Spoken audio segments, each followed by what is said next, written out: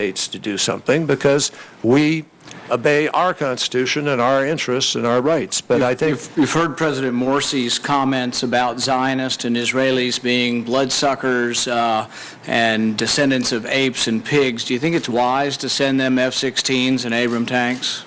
I think those comments are reprehensible, and those comments set back the possibilities of working towards mutual issues of mutual interest. They are degrading comments. They're unacceptable by anybody's standard, and I think they have to appropriately be apologized for. Now, they only understand strength. If you keep sending them weapons, they're not going to change their behavior. Let me just finish. President Morsi has issued two statements to clarify those comments, and we had a group of senators who met with him just the other day who spent a good part of their conversation in relatively heated discussion with him about it. But not everything, this is always the complication in dealings in the international sector. Not everything lends itself to a simple clarity of black, white, this, that, every time. We have critical interests with Egypt. Critical interests with Egypt.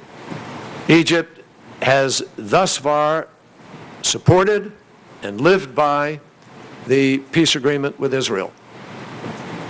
Israel and has taken steps to begin to deal with the problem of security in the Sinai. Those are vital to us and to our national interest and to the security of Israel. In addition to that, they have followed through on the promise to have an election. But I know things are not black and white. But let me just finish. They've had an election. They've had a constitutional process. There's another election that is coming up shortly for the lower house.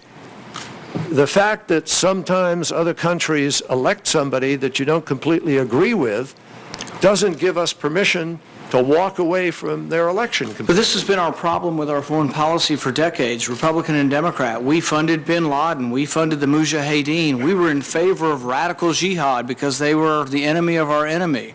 We've done this so often. I see these weapons coming back to threaten Israel. I see support for Syrian rebels coming back to threaten Israel as well. I see problems with this. As you know, Senator, in any of the arms sales that the United States has ever engaged in that part of the world, there is always a measure, a test, which is applied with respect to a qualitative difference in any of those weapons with respect to Israel's defense and security.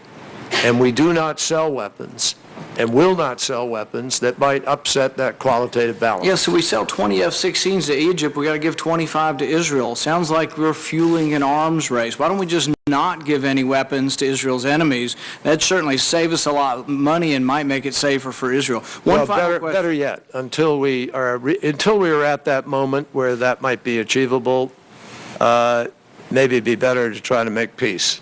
One final question, if I could, Mr. Chairman. It's very short. Would you consider supporting conditioning aid to Pakistan on the release of Dr. Shakil Afridi? I'm afraid if we don't support informants who have helped us, we're not going to get many more informants. Well, let me speak to that. First of all, I have talked directly to President Zardari and I have talked directly to General Kayani about Dr. Afridi.